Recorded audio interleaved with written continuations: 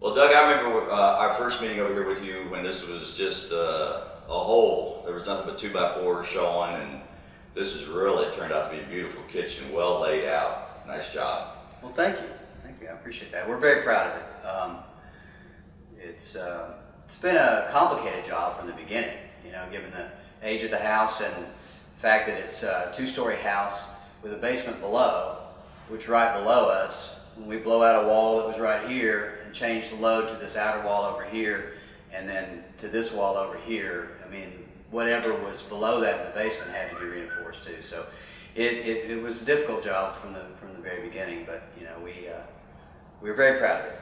Yeah, I remember when we came over here, you had already put up the new load-bearing rafters up here from when you moved that wall, so that looks good. What kind of wood did you have here? These cabinets the wood on the cabinets are beautiful.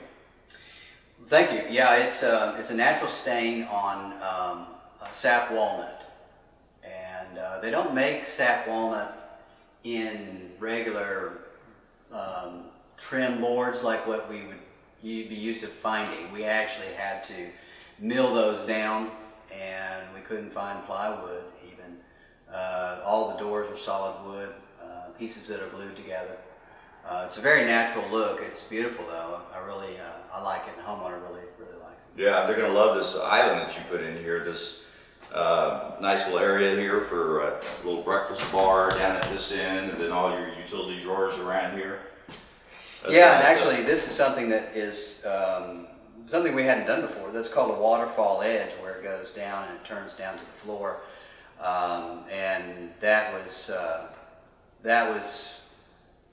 an experience to put in and have it look right and function well. It's good. This is granite, right?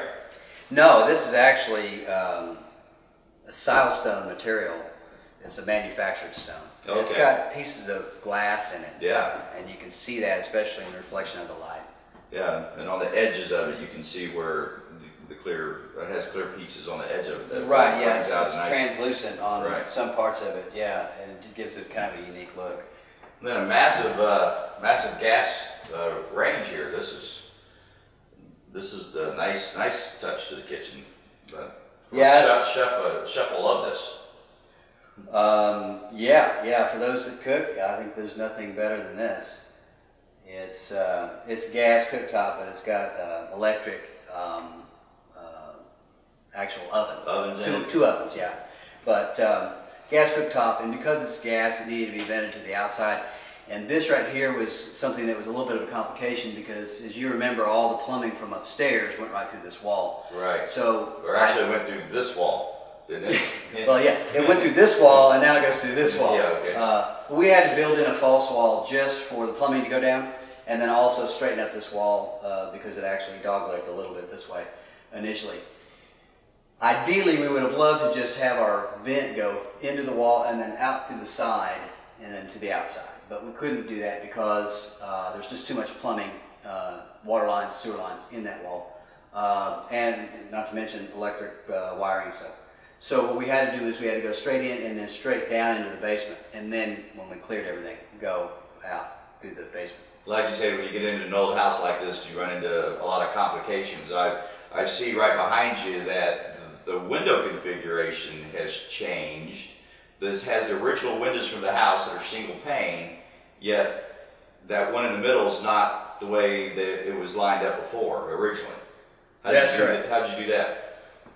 Well, we actually disassembled an existing window that used to be right over here that was part of the bathroom that was here.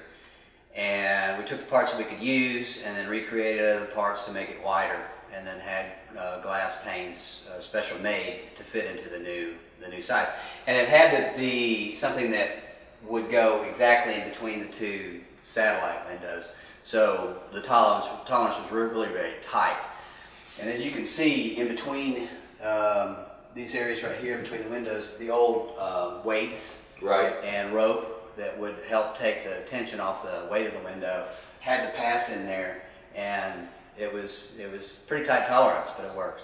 So you can't buy single pane wood windows anymore to match a house that is built in 1940. You had to actually custom make the Actually window. built in 1930, but 1930. yeah, you're right. You're absolutely right. You can't find windows like this anymore, and that was one of the things that we were trying to do, was to recreate a little bit of the past and make it look like it's always been here, and that's what our goal has been from the very beginning, and I think we accomplished that. Absolutely.